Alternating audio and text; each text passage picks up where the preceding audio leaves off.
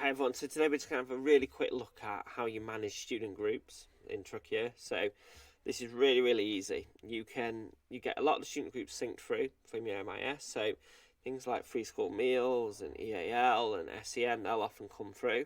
But you can also create your own student group, so that could be things like a literacy support or a numeracy support, or just low attenders. You can split them up into groups however you want.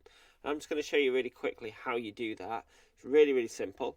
From the main dashboard, you go to manage student groups, and here you can create a student group in whatever format you want. So for example, let me create a new student group. Let's call this low attenders or low attendance. Okay, so this is students with low attendance. It's not a existing group type, as in it's not like a national group type, so I'm not going to do anything with that.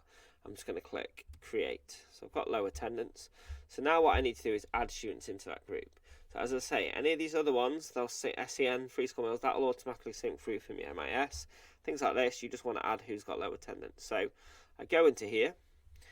Actually, before I do that, what I just want to do is I want to make some categories. So let's say we've got, this could be a Y group, so it's in just like yes, they have a low attendance.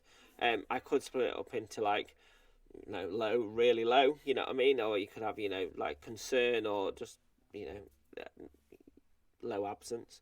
So let's just get really basic and just put low, and let's put persistent. So I've got persistent absence. Bro, so I've got two of those. In fact, let's just make that easier. Let's call it P for persistence and L for low. Okay, so I've got two. I can pick lower.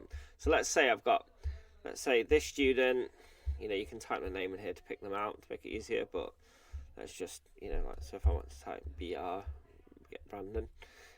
So let's say that these are all, so I'll pick my three students. Let's say these are persistent absence. Okay, so they've all been put in there as persistent absence, and I can click update. And that now means if I click on the student option here, I will see them and they are persistent absence students.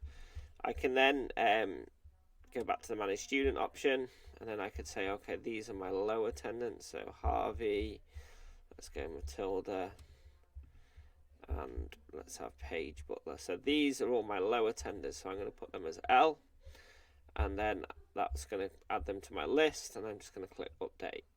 So now when I go into the low attendance students bit, I get low attendance and the P for the persistent on the other ones. So that now means that whenever I use a template, those students are there. I can use them as a filter. I can filter on the fact that they're part of that attendance group. Okay, that low attendance group. So I can single out that section and look at their performance and see if that low attendance is having a particular impact on their education. Really easy to do. If someone changes, and I go back into here. So not back into there, sorry, if I go back into the manage students bit, so I can either remove them, so I can click on that, and then I can remove the selected ones, so I can remove Harvey, that gets rid of him. Or let's say Melissa Todd is no longer a persistent absence, but she still is a low attender. I can change it to an L, and I can click change values, and that will change, and I hit update. And now if I go back into here and hit students, I can see that Harvey's no longer there, and Matilda is now low rather than persistent. Really easy to use. Just simply go in, move the students around different groups. You can do that, no problem. And you can have as many of these groups as you like. Obviously, I'd recommend not going too crazy, but many of those groups as you like, so that you can use that, filter those students out, and analyze the data that way. I hope that helps when it comes to managing student groups.